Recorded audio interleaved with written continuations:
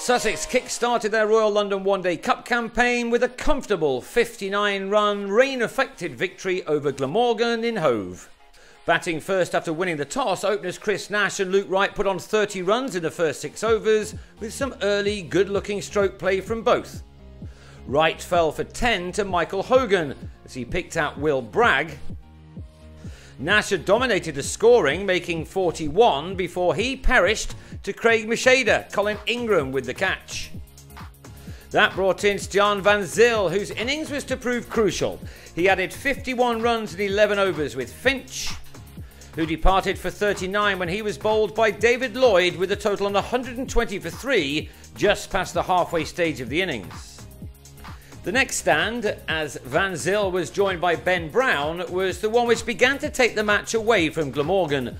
Both batsmen took advantage of the short pavilion side boundary. Van Zyl reached his 50 with his fourth 4, his half-century occupying 55 deliveries. While Brown also recorded his 50 off his 49th delivery, courtesy of his 7th boundary. 2 balls later came the shot of the match, an outrageous 6-over cover. This pair's partnership up to 115. Alas, it was ended in the same Marchant de Long over as Brown was bowled for 60. Laurie Evans went in a similar fashion to the very next ball, which left Sussex on 235 for 5 with 6 overs remaining. But Van Zyl was still there, and his second 6 seemed to have him on course for his first 100 for the county. He was in the mid-90s by the time his fellow South African David Wiese went after Hogan, 2 maximums coming in the same over, the 48th, Sussex now dreaming of reaching 300.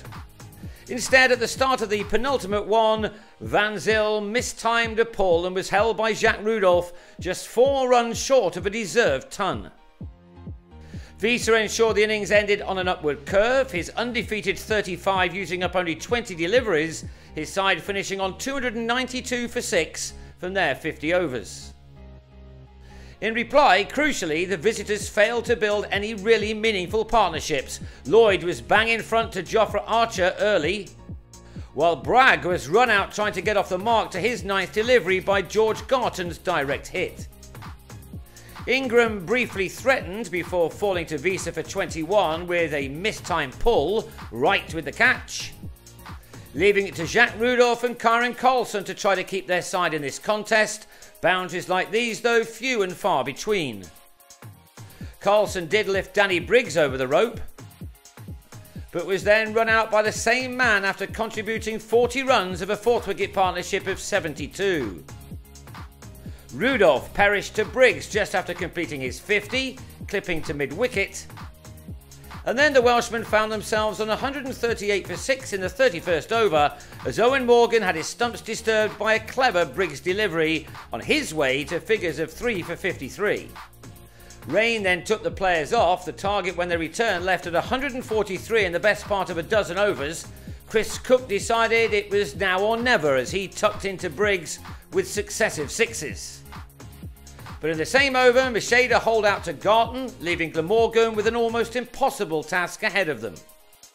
Andrew Salter followed in the next over, a maiden Sussex wicket for Jerome Taylor, who proved to be a little too quick for the batsman. Cook struck a third 6 to record a 40-ball half-century, but when he picked out Evans off Wiese to depart for 62, Glamorgan's last pair were left to find 78 runs off 33 balls. Archer completed an excellent all-round performance by Sussex by yorking de Lang, Glamorgan all out for 221. And that meant a victory by 59 runs, the visitors' target having been reduced earlier to 281. Next up, it's a trip to Canterbury on Friday to meet Kent.